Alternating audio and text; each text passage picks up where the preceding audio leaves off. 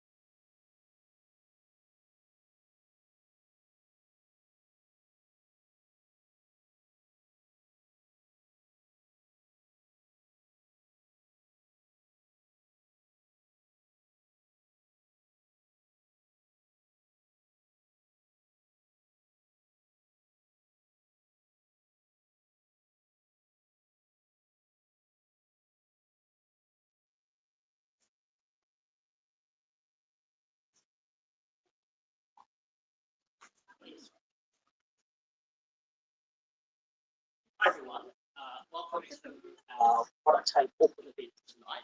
Can you see me talking? No, sorry, just. Yeah. Can you hear it now? Yeah. Okay, cool. Okay, sorry, hi everyone. Just been troubleshooting a couple of sound issues. It's my first time running ProductTank without Anthony, so Miss Him is in Japan actually, which is where I'll be next week. So that's exciting. Anyway, welcome to tonight's lovely talk. We're really pleased to have Maia Miller here to talk on the accessibility playbook. And I'm really excited to host you here at Auckland Transport and our customer central space, which is a place where we do workshops, bring customers in to find out more about what they're doing. So welcome, and we're pleased actually that here at Auckland Transport we work with Maia to support the accessibility of some of our platforms and services. Also, a big shout out to Pendo. So Pendo, a group that they kind of own Mind the Product, which runs product tanks around the world. So we're one of a number of product tanks around the world where we get to bring people here online, and we've got about here in person, and we've got about 10 people online as well tonight. So it's great to see you. The other thing that I've got to shout out to is on the screen here you can see we're promoting the Product RTRL conference. So it's 2 weeks away. It's the third ever Product RTRL conference taking place on the 17th and 18th of November. There's 2 days. The first day is workshops, and the second day is speakers. So you can choose what you join us. That's very exciting. A bit of housekeeping. If you need to go to the bathroom, they're kind of outside and through the doors. I need to give you this lanyard that I'm holding. So we'll need to do that. It's just let us know. It's no problem. And if there's an emergency evacuation, just follow us outside into the main plaza area outside. Okay. Without further ado, I'll hand over to Maia and we'll get going. Where is a good place for me to stand? I'm not much of a room. Anywhere's really fine. Yeah. Okay. Okay. Thanks so much, everybody, for having me. I am happy to be here. I'm based in Wellington, to Auckland, so it's really nice to have product people and like this, and be able to share a little bit of the things that I'm passionate about and maybe get passionate about. All right, so just again a bit about me. So my name is Maia. I'm the founder and managing director of Aleph Accessibility. We're a consultancy that provides services all about accessibility in the digital space. So that's consulting, training, and auditing on to do that. I started actually as a front-end developer and caught the bug, as we say, into accessibility, and just made my way into doing that. Became a certified web accessibility specialist, and IEEE certified, basically what I know I'm talking about. And yeah, founded 2 years ago.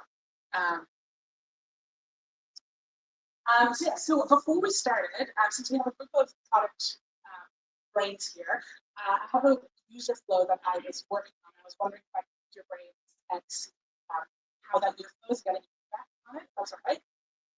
So we're talking about the accessibility playbook. So I'm going to have a digital copy of it.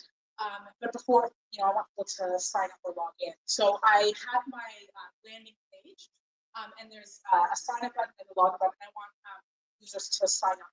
So just move it up. Sorry. It's a bit delayed. Okay, let me know. So this is my landing page.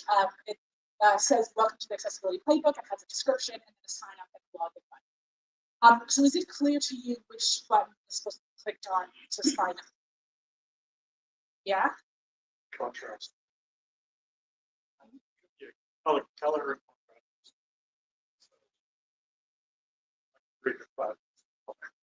Yeah, so struggling. The contrast is.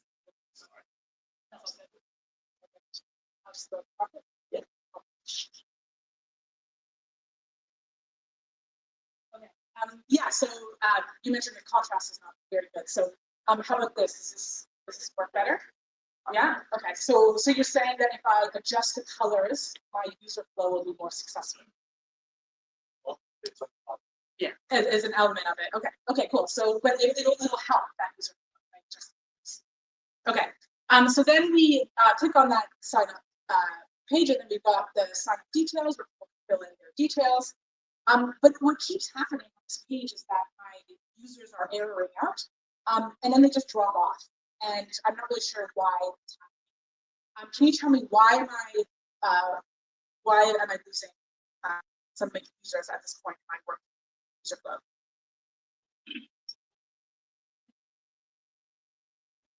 Why? Because it's not actually I'm assuming that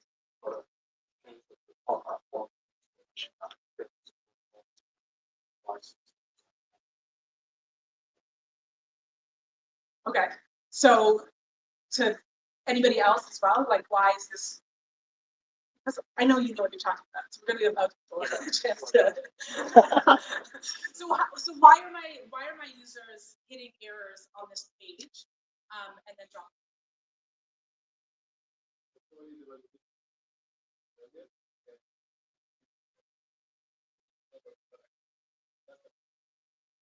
So it looks correct to you, but the fields are incorrect. Right? So maybe it would be helpful if I provided clear labels on my input fields.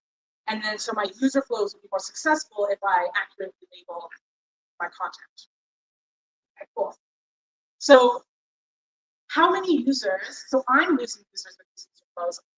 My question is, how many of your users are dropping off because they're not able to see, use, or understand the flows that you have on your product? So let's actually answer that question in terms of numbers. So let's explore how many people in New Zealand have a disability. I've got 3 numbers on screen, and we'll just do a show of hands. So first number, 5% of New Zealanders have a disability. Okay, 25. Oops, sorry. Who thinks 25% of New Zealanders have disability? Who thinks 65%?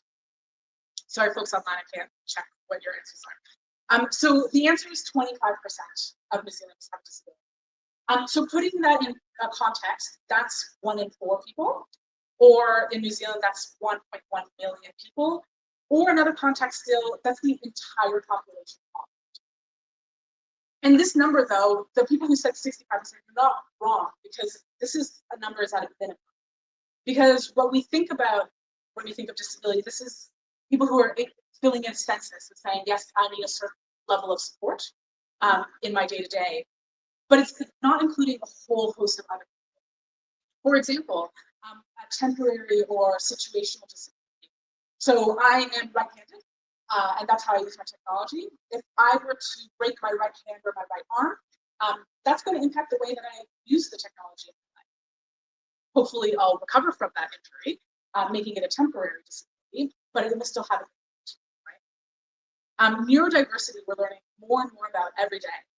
And it's great that we're creating, a platform like Meetup where people can come to a meetup like this and share their creativity and knowledge. But somebody who is neurodivergent might not tick off a box that they're disabled, right? Maybe they haven't been given an official title or diagnosis that they are ADHD, for example. So do they count as neurodivergent, even though they're pretty sure they are, but they haven't been officially as such? So what's the gray area there, right? And then finally, older population. So 46% of people age 60 plus have a disability. And when we think of 60 plus, it's actually not far away because, well, for me, that's my mom. And looking at the audience, that's actually probably your parents too. And I don't know about you, but my mom is very active online. She does a lot more shopping than I do. She has more devices than I do as well. So she's very active. But she's, facing, and it makes sense, as we get older, our eyesight gets weaker, our cognition gets weaker. It's just a natural part of aging.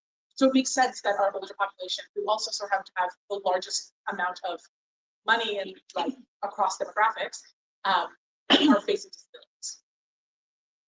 So all of these people are using technology on a day-to-day, right? So I talked about neurodiverse people who are trying to sign up to meetups so they can come to this event. We have, like I said, the example, I just because I broke my hand, it doesn't mean that I don't need to eat. On the contrary, I might be more likely to do my grocery shopping online because of my injury. I had an old coworker who was blind in one eye and loved my hands. And finally, my mom, who's in her retirement age, still has to do her banking. In fact, it's really important that she stays on top of her money now in this state of her life. So what does this mean to us as product people? Well, for one, it means dollars. So all of these people are active consumers, right? So we have the 1 in 4 who we're thinking about, but then, or the initial that we're thinking about, but it expands beyond that as well. In fact, 1.2 billion, the disabled community represents $1.2 billion of disposable income per year. And that's in New Zealand alone, right? So this is still good money, just like other money. But not only that, is that disabled users are really good users. They have a higher retention rates. Once, and you know, if you think about it, if you have difficulty with online shopping, say, and you find a site that is facilitates you and it doesn't create barriers for you, you're going to stick to that site, or a project management software that you get to choose how to use. You're going to pick the one that doesn't pose barriers in front of you, and you're going to stick with it because you know that that one's good as opposed to the other ones. Disabled users represent a really great area for acquisition in terms of cost, because unlike we're all trying to increase our user base, get more users signing up to whatever it is that we're doing. And so one way of doing that is looking abroad. So you go to the US or you go to Singapore or Australia to try to increase your user base. But the language is different, the culture is different, the market is different. Whereas disabled users, we have the entire population of Auckland waiting for somebody to create a product that they can use, that's speaking the language that we all speak here, that is part of the culture that we're all part of here. So the costs of acquiring those users is a lot lower. So all in all, disabled users are a really valuable consumer base. Okay, so you might be thinking, well, I don't know, we don't really have disabled users though, so we make our content available for them. I have a story for you. So in World War II, there big fight, all the fighting's going on, and so they're sending out jets or like planes. And their planes, the Allies, their planes are getting shot down as a natural part of the war. And so this is awful in terms of resources, but also in terms of human life, right? These planes getting shot down. And so they're like, okay, well, let's do some analysis on this. So when the planes would come back, they would look at the plane and say, okay, so where are the bullet holes happening on the planes? Because those are clearly where the planes are getting shot. So we should reinforce the planes so that they are less likely to get shot down, because this is where we see the bullet holes are. So the planes are coming in, they're identifying it, and I have on screen a diagram of where they identified the bullet holes happening. So we see in the wings and the fin as well. And they're like, great, okay, cool. So we did some analysis. Let's reinforce these parts of the plane. And so they did that, and they found that nothing changed. And the reason is because they were looking at the wrong data. They were looking at the data of the planes that were coming back, that were shot but didn't get shot down. And instead, what they were leaving behind were the planes that really gave them the good data. And so in the same way, what are you leaving behind? What data are you not looking at? What users are not in your data set that you're not thinking about? And instead that you've left them behind. And you're thinking, oh, we don't have disabled users. But it's because you've been thinking about it. So my question to you is, if you don't have disabled users, why not? Why don't you have disabled users? And so where are these disabled users going? Well, I can tell you, they're going to your computers. So organizations that invest in accessibility initiatives find that they make 28% higher revenues than organizations that don't invest in accessibility. In a similar way, 77% of consumers say that they would rather buy from a company that has ethical practices than ones that don't. And they'll even are willing to spend more money on an ethical company than not. So who here do you know your company has an accessibility statement? Got one in the back. Okay, so if you did not raise your hand, which is except for one person, it means that your company is behind, because your competitor very well might have an accessibility statement. So they're doing one thing that you're not. And in this market, when it's really competitive, we're all fighting for the same users, it really makes a difference what kind of edge you can get over your competitors. And so when we look at, we really like looking at other top companies, our Apples and our Googles, and seeing what they're doing and the innovations that they're creating and the way that they're thinking forward of their really the entire industry, the entire tech industry, and the things that they're creating.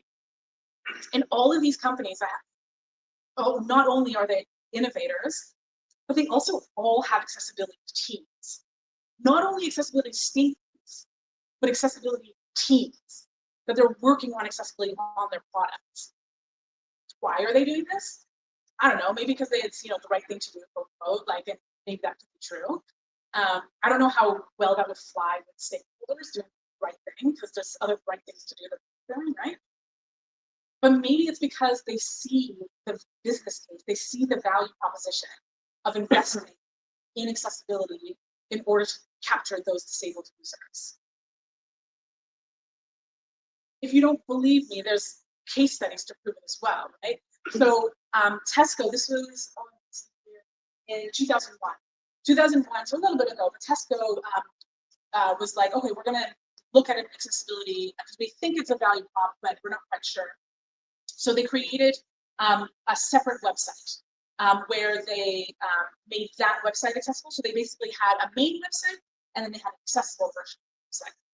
And then they were just going to maintain it that way. And what they found was that all of their users site that they launched this in 2001 and they launched it in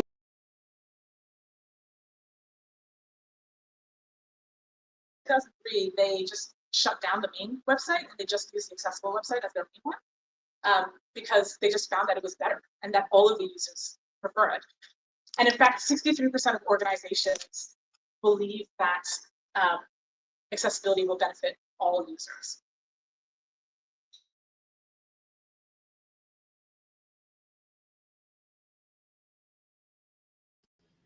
accessible products make for better products as well.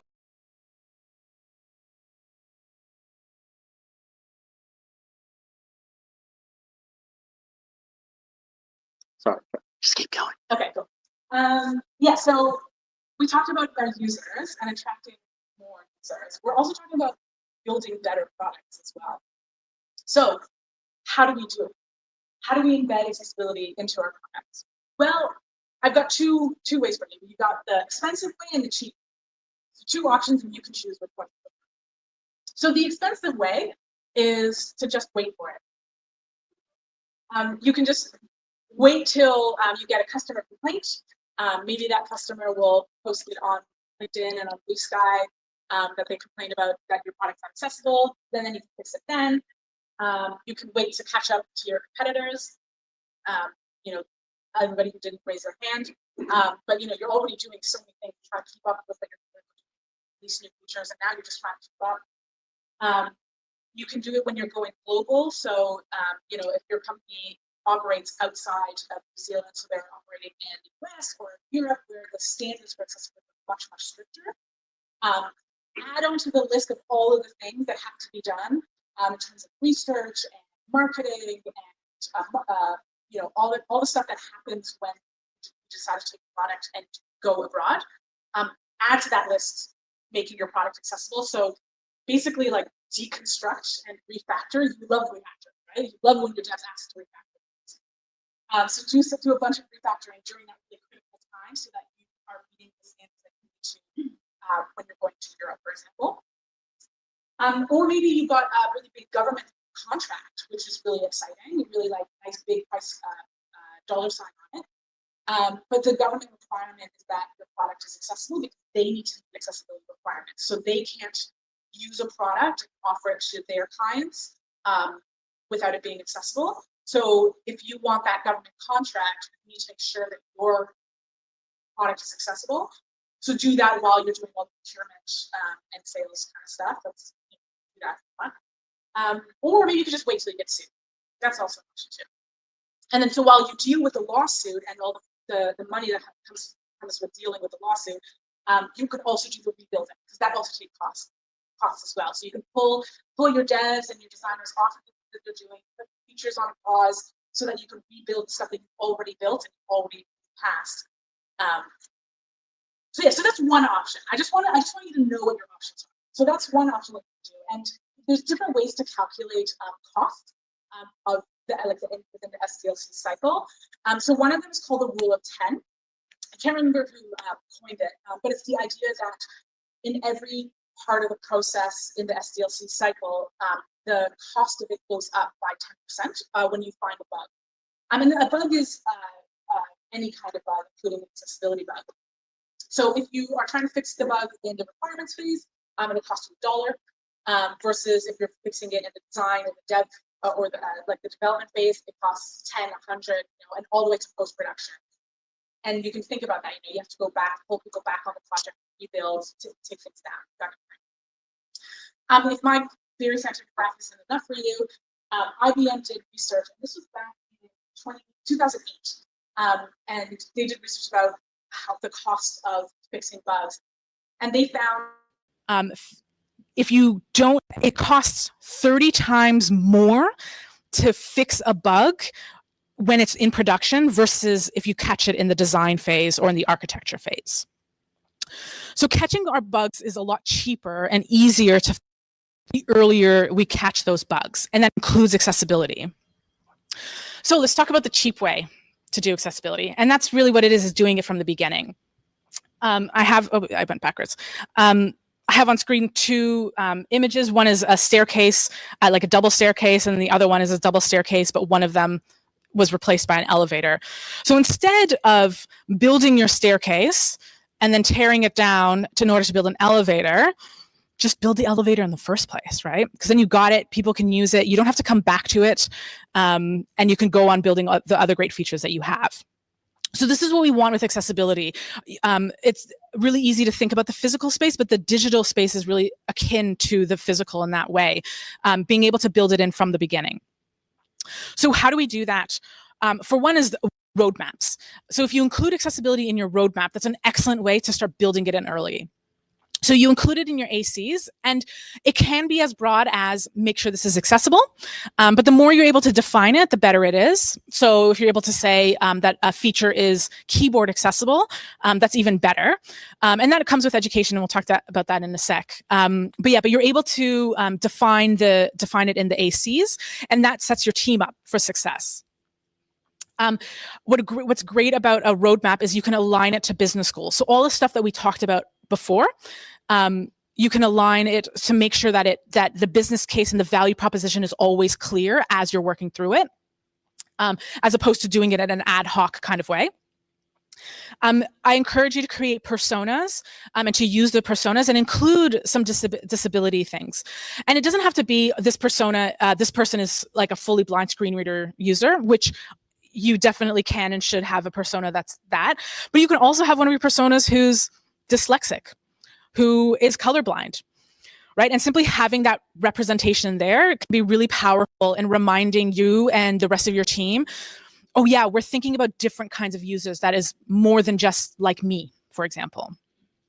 I think also, I didn't include it here, but I think championing accessibility, and we were I was chatting with somebody about this as well, is it's a really great way to stand out and to own something and to do something different from others. We're in a really competitive landscape, both externally, but also within our companies, and we're always trying to prove that we are good at our jobs and that we deserve that raise and that we deserve that promotion.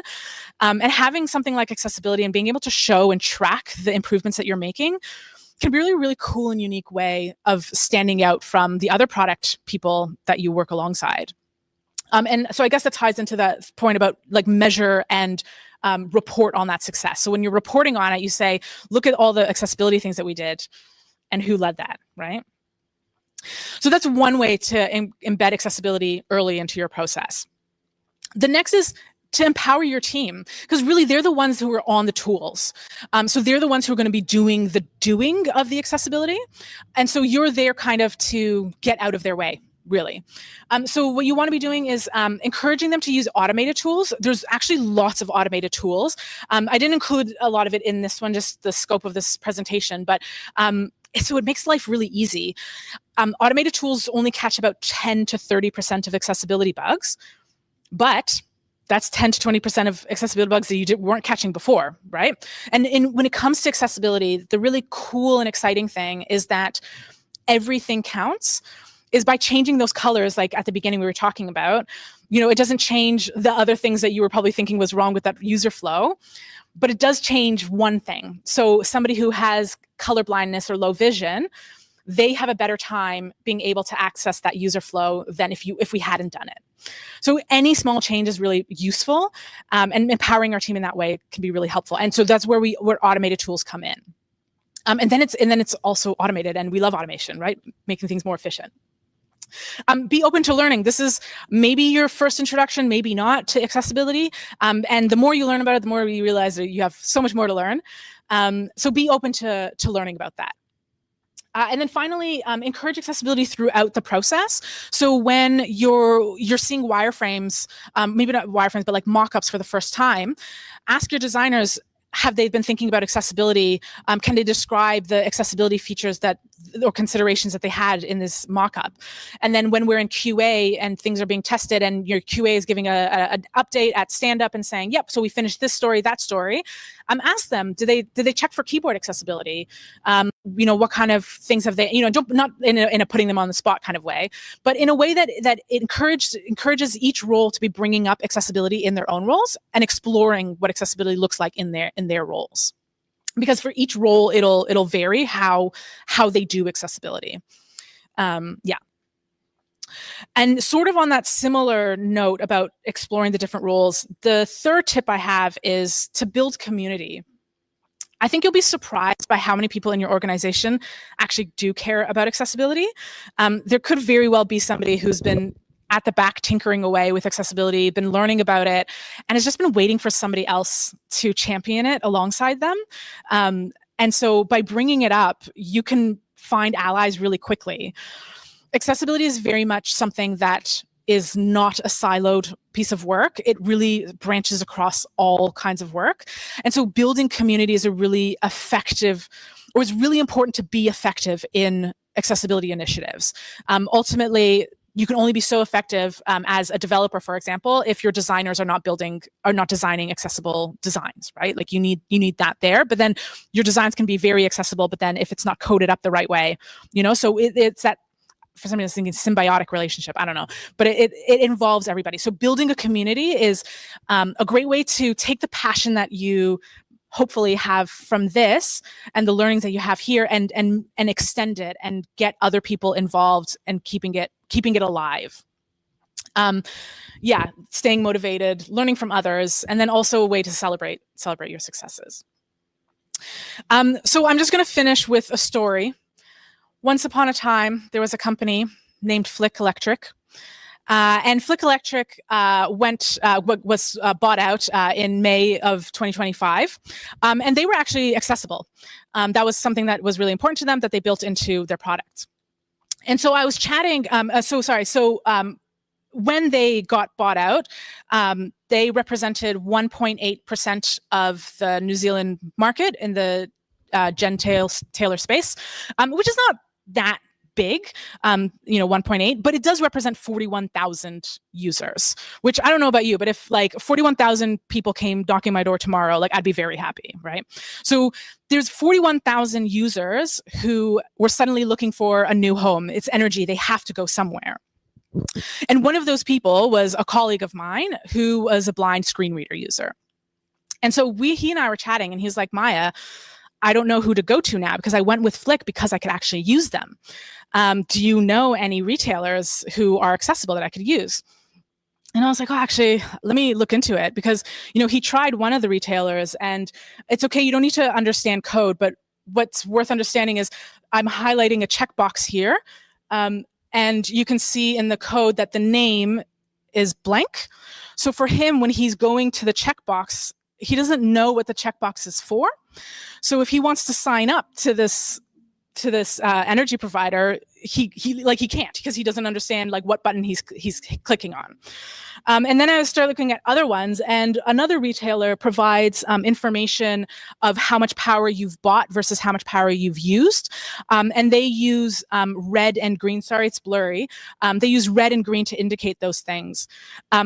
My brother is colorblind, and the most common form of colorblindness is red-green. So him looking at this diagram, like he wouldn't be able to know which one was which. The next one is a video, so just FYI, if it's going to work, maybe not. Maybe not. Nope. Okay, well, oh yeah, excellent. So this is another provider, and I'm tabbing through. So I'm just using my tab and tabbing through, trying to select to sign up, and you cannot see where I am. Oh, you can see now where my keyboard was, but otherwise you couldn't tell where on screen it was. And so as somebody who is a technology producer and likes using my keyboard, that's inconvenient. For people who are easily have ADHD, easily distracted, that can be really problematic for people who use screen magnification. And it's really important for them to follow their keyboard focus. It makes it extremely difficult to sign up. So there were a whole host of people looking for a home, and they couldn't really find one. And this is the case for your product as well. There's a whole host of disabled users looking to use your product, that want to use your product, and they can't, or they have a lot of difficulty. And so they're either left not using anything at all, or they're going somewhere else. So what I want you to think about when you think about accessibility is about embedding accessibility early, attract more users, and build better products. That's me. I have my contact information. I'm Maia Miller on LinkedIn, Maia at alephAccessibility.net. I have stickers as well, so I'll hand those out. And I'm sure we have lots of time. Questions? Yes. Yes, thank you. Thanks, Maia. Anyone have any questions? Yes, we'll go to front first. Thanks. So kind of related to accessibility, I've been reading a lot about agentic browsers recently, and they use the same disability features. If you are building for them, what's likely to be missed for the actual disabled users? You know, how much are we double dipping on the benefit there? I actually, this is my second time hearing Maia today, and now she's got an answer prepared for you. So okay. So my first thought that I want to just put into our heads is, why are we so eager to build accessible websites for a robot, but not for a human? Just food for thought. Okay. That's the first thing. So in terms of the Gen AI browsers, their recommendations are not really accessible. So, and yeah, their recommendation is to use ARIA tags, and just to put ARIA tags on everything, which it's okay if you don't know what that means, but the first rule of ARIA for like any developer is don't use it. It's basically, it's a way to hack, so to speak, HTML. The best way to write HTML is to write it properly. I'm trying to think of an analogy that's like a building. I don't know. It's like you have a building, and the best way to build it is with bricks. But instead of building it with bricks, you're going to build it with straw and then cover the outside with bricks. And it's like, well, you could just use bricks, and then it will be made of bricks, instead of looking like it's made of bricks, but then not having any of the features that needs to have that to be made out of bricks. So that's kind of an analogy. So these browsers are encouraging devs to basically not practice best practice when it comes to accessibility. Yeah, and they've shown like a real disregard and misunderstanding of the fundamentals of coding and developing like accessible software. So I wouldn't trust them in their guidance around it. Yeah, does that answer the question, or is that just a rant? I'm happy to give that rant as well. I think it doesn't answer. So if you follow their recommendations, what I'm hearing is, you know, we're not going to be good for disabled users. Does that mean it's a binary choice then? Can you only do it for one or the other, or will you be able to actually cover both use cases? Yeah, you can cover both use cases if you are thinking about the humans. Because basically what I'm saying is that the browsers are giving you recommendations that are not accurate. They're telling you to build a house made of straw and cover it with bricks. But the best way to do it is to just build your house out of bricks and to make it actually accessible. And then your AI browsers, as well as every other browser, as well as every other assistive technology, as well as every other human will be able to interact with it. So that's what you want to be doing. Actually, maybe one other interesting thing, and then we'll go to you, Jonathan.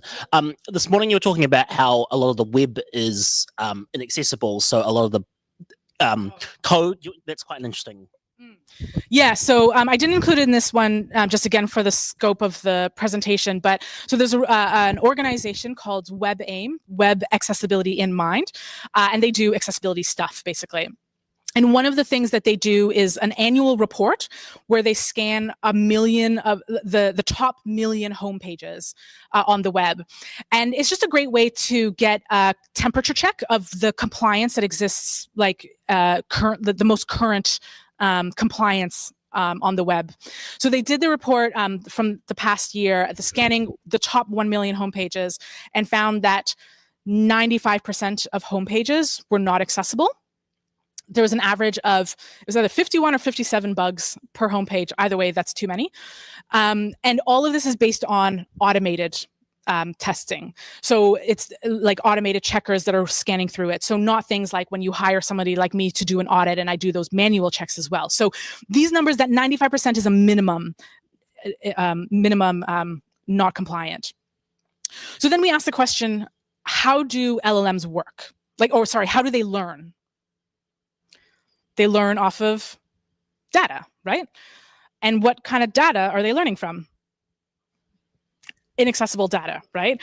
So, and these are websites, these are like established websites, right? So this is not including, like a lot of the data they're taking are like open repositories of like student work, never mind all of the AI slop that's being created that, like we're creating prototypes and, I'm sure your prototypes are really good, but like it's not to disparage it, but as in like the content that AI is creating is not accessible, but then it's ingesting that as further data, right? And the way that LLMs work is probability and statistics, like patterns, right? So they look at the patterns and they're like, what is the most common way of building a website? The outlier in this case is the accessible stuff. So they're not going to prioritize that because they're doing their job by not prioritizing it. They're being smart in that way, right? So that's another thing to think about when we're relying on AI to build stuff for us and to just go run wild with it, is that they're just frankly not built in a lot of different ways to be considering accessibility, which is where the human element comes in it. I'm not saying to throw out AI completely, because there's obviously gains that we, are extremely valuable. So, but it's to me, it shows me where how humans coexist with AI. We do AI to like do the rote stuff and pattern recognition, but then the human part comes in thinking about other humans and the empathy and thinking about wider use cases than what AI is capable of thinking of, because it's literally built that way. Thanks. I think that's really interesting. I'll go to Jonathan. Hi, thank you for the talk. It's great to see accessibility finally get some daylight. You gave us 3 tips. Tip 2, tip 3, completely on board. They're wonderful. It's just the first one that product managers especially, that's our job right there. Do you have any resources you could point us to in terms of costs to deliver and kind of the addressable market? So I'll give you some context with 3 examples.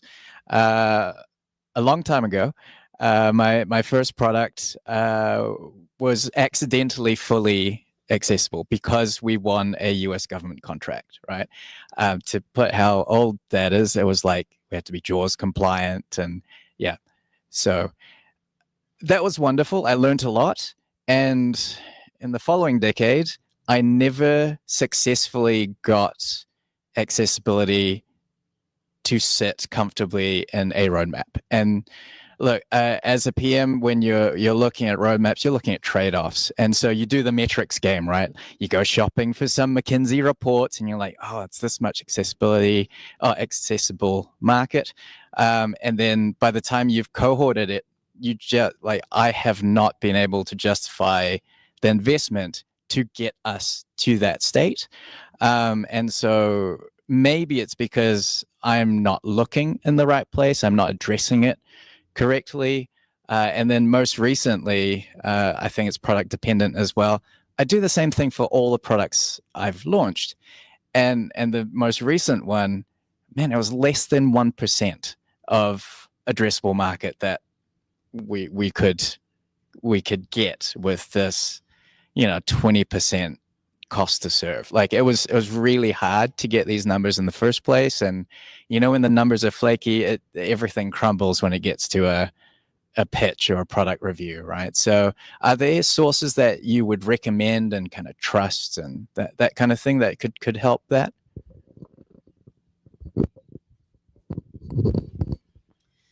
Yeah, so this presentation, basically, like the reality is it's a value, it's a use case that you're going to have to keep proving for a while, and proving the value proposition in order to get buy-in from above that this is valuable. Because even that 1% that you identified, so like, is that screen readers that you're focusing on specifically? Because the idea is like,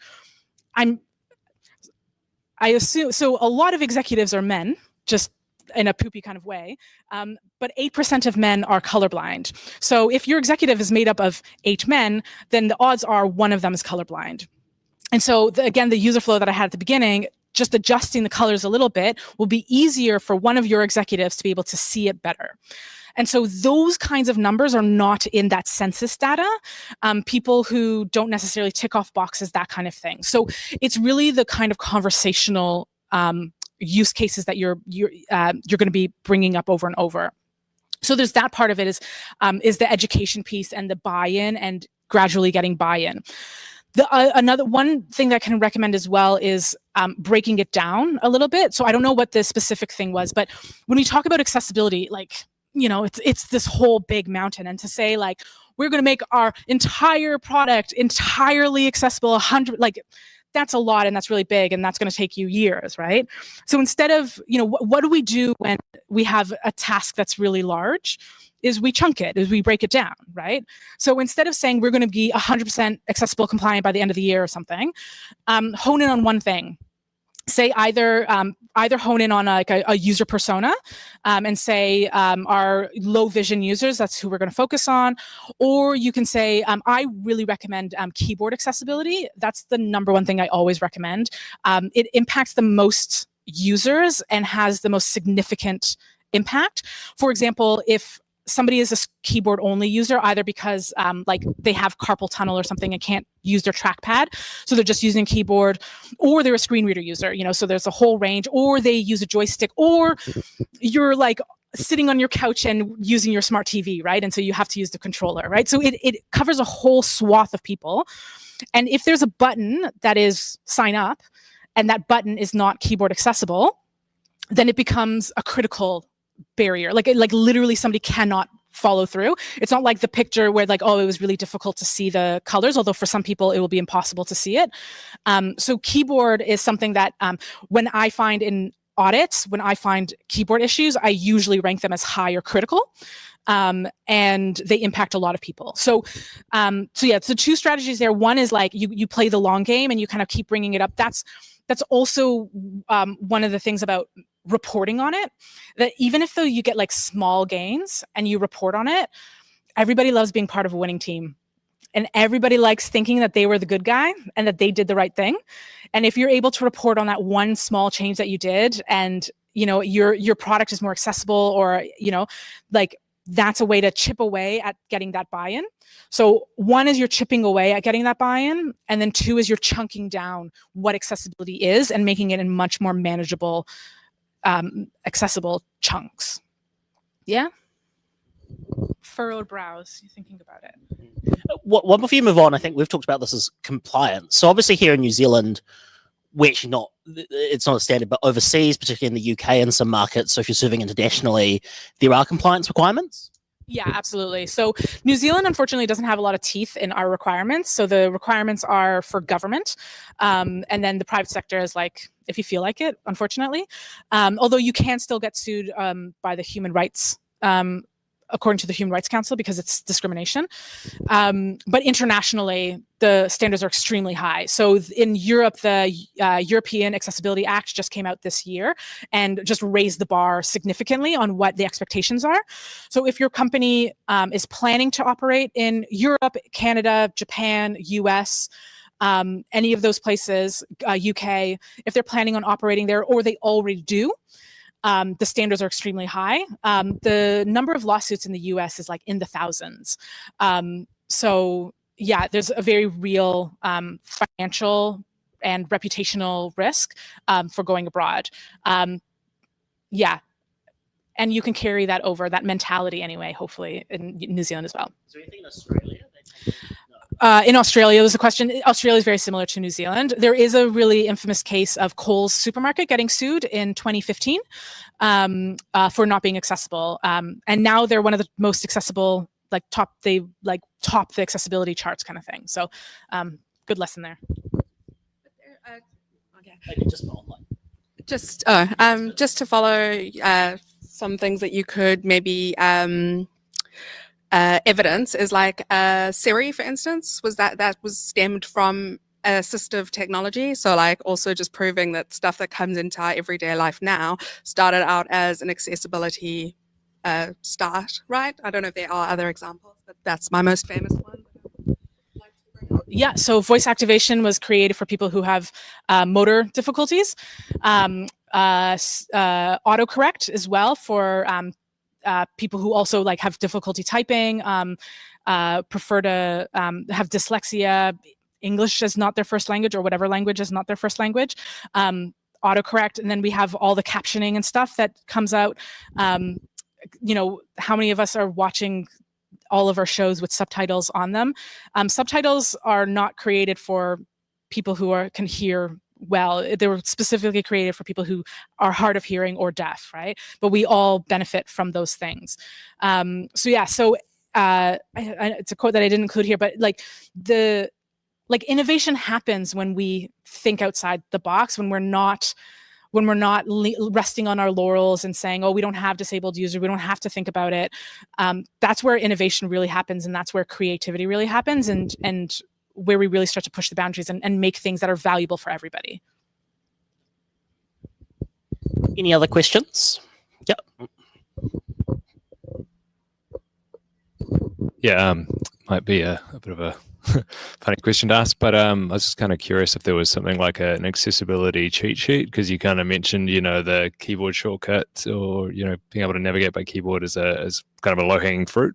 But is there, I guess, something PMs like us could refer to, just sort of like when we're looking at something and say, like, is this, have we considered that and that, and just go from the top down and make our life a bit easier in that respect, because we're always reviewing design and stuff. Yeah.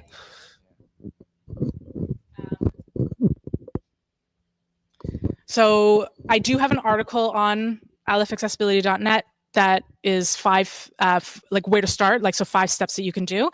So that covers keyboard, headings, like that kind of thing. So there's I have that article that I can send to Zach with slides and whatever, so you can do that.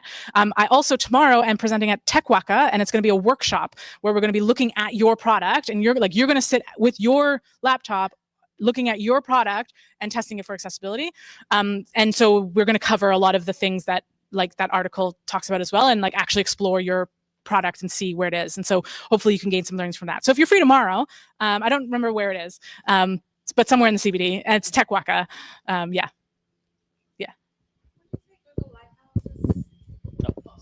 So is a Google Lighthouse in Chrome that extension? Where do you feel? Another place of like where to start. There's automated scanners. So I was talking about automated tools. One of those tools is like browser scanners. So you just download it in your browser. Chrome actually has it built in already. It's called Lighthouse. Other ones that maybe you've heard of, if you at all, is one is called Wave, and another one is called Axe. Anyway, what they do is they scan your website, and they, based on automated rule sets, and they look for accessibility bugs. And so they can just highlight them for you. And so that's a good place as well to start, of like, you know, and that, again, it's a good like educational piece, and also specific to your product, of like, where do I start with this? Any more questions? I was going to ask about automated testing, but we've done that one. Yeah. Oh, okay. We'll try to get through. Yep. So I already had one question which which was answered by you, but the next question which comes is, you mentioned that as soon as you catch the, like, let's say the requirements early, then it would be beneficial, right? Because else the cost increases. So as you mentioned that there are few of the platforms already available, like Lighthouse, Wave, and etc., but those are not in the design phase, right? So what we can do, what as a product managers we can do to avoid these situations while reviewing the designs, so that it does not go beyond that? Like, that's the next talk. Like, let's talk about what you can do. Yeah. So things like color contrast, for example, like if I'm just going to spitball some things you can look at color contrast. There's color contrast checkers. There's also built into Figma plugins that can check the color contrast. So do that. Check the focus state. So you see a bunch of designs and there's a button, and then ask your designer what happens when it receives keyboard focus. What does it look like? Because you want it to look visually different. They might have designed a hover state, but they didn't design a focus state. So it's okay that the hover state and focus state are the same, but you want to have a focus state. So color contrast, focus state, keyboard accessibility in general. Image alt text is another one. So when you see an image, it should say, like, there's an annotation there somewhere that describes what the image is. Because trust me, as a developer, I can tell you that devs, we don't think about content. And so if something doesn't have an alt text, either we're leaving it empty or we're writing it ourselves, and you don't want us to write it for you. So looking at a design saying, okay, like, what's the alt text on this image? And whether that's you who's making a decision, or you have a content person, or like whatever, but somebody earlier on should be deciding that one. That was 4 that I gave you. Another one is heading structure, although that goes a little bit more into the coding kind of stuff. Yeah, is that enough things to look at? Yeah. Yeah. Okay. I'm just going to go to the one person at the back. Sorry, and then we'll. I was just going to say that the cheat sheet. Oh yeah. I've been using your phone. You'll have an accessibility menu.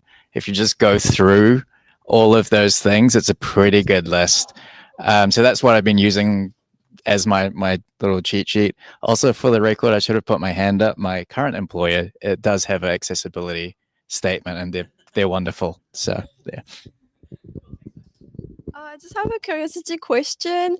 Can you explain to us how you went from a front-end dev to starting your company? Well, is that another talk? I'll be here all night. Yeah, kind of by circumstance. I on reflection, I realized I always got in trouble literally at every single job that I've been at, and I realize it's because it's really important to me to have control over the work that I do and how I do it and when I do it. And so I would just go off and do work, and then they would get me in trouble saying that's not what you're supposed to do. And I'm like, yeah, but it's good. And they're like, yeah, it's good, but like, it's not what you're supposed to do. And I'm like, well, so anyway, so I started as a dev. So I moved here in 2018, 8 years ago, almost, and did a boot camp course to become a dev. So did that and then got a job soon after, fortunately, did that for a few years. And basically it was kind of coincidence that I fell into accessibility. They just wanted somebody who was in dev to research some more at the agency that I was at. They wanted to offer it. And so I just started reading about it, and I was like, oh, this is really cool. And it's really interesting. It was very much at the intersection of technology and people, which is the part that I really liked. so yeah, so I found it really interesting. So I slowly transitioned within that organization to be doing that.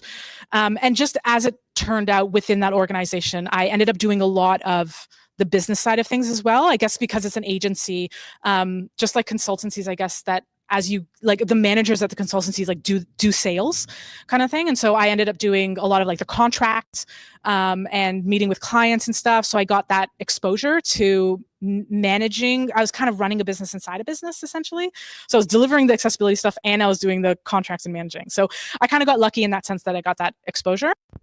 And then I kind of felt like I outgrew my position there. I took a short stint at a government job that was really boring. And while I was there, because I was really bored, I was like, well, I have all these skills sitting here. I'll just start my own business on the side and just kind of see as a project and how it goes kind of thing. So I started doing that. So that's 2023 when I launched Aleph Accessibility. And then in 2024, there was a whole bunch of redundancies. Again, I'm based in Wellington, so it's all government stuff. And so I was offered voluntary redundancy. And I was like, you know what?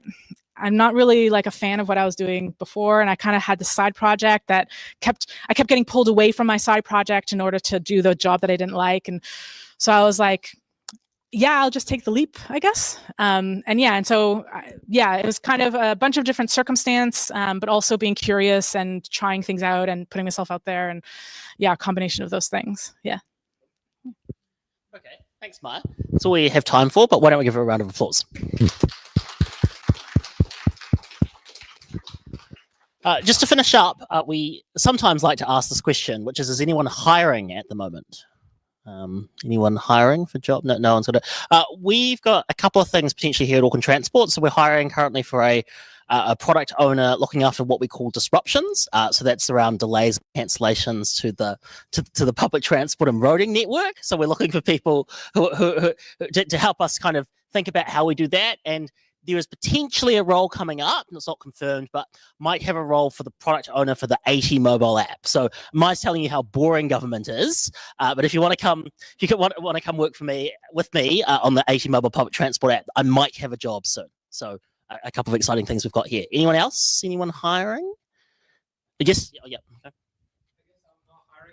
The company I work for is hiring. So I work for a company called Vector Technology Services. It's a subsidiary of Vector. So we had an internal restructuring, and we have 3 product roles, 2 principal product manager and 1 practice manager. So if you're keen, you can have a chat with me. Awesome. Anyone else? Okay, nice. It feels like there's a little bit more on the market out there now. Obviously, it's been a challenging time. Okay, well, thank you so much, everyone. And before we go, thank you to our volunteers, Nicole, who was on the door welcoming you in, and Dinesh gave me quite a lot of help trying to get the camera working, and Nikita, who helped us as well set up. So thank you, everyone, and look forward to seeing you at the conference, I think. And Maia's helpfully put the slide at the end as well. So hands up if you're already booked to go to the conference, okay?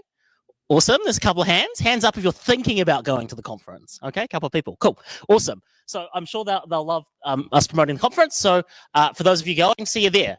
Not me, I'm in Japan, but rest of you. Okay, thanks. And you're welcome to stay. There's lots more food and stuff like that. So I'm welcome to stay probably till 7:38. Thank you so much. No worries. Thank you. Zach, nice to meet you. Nice to meet you.